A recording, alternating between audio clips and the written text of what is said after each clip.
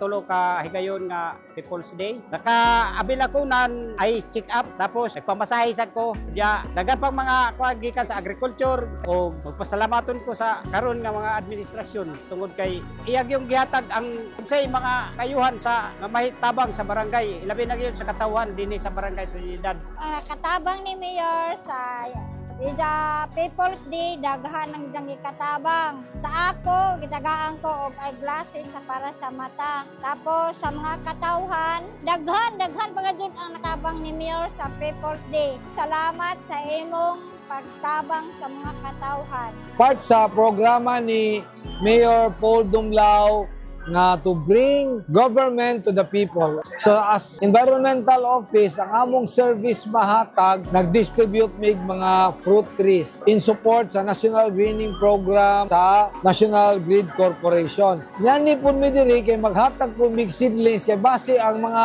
local residents doon na sila mga luna sa ilang resident nga pwede katamnan ilang mga farm. Kaya nga service gi ako na namo pwede sad mo moadto sa among office kung mangayo mog seedlings.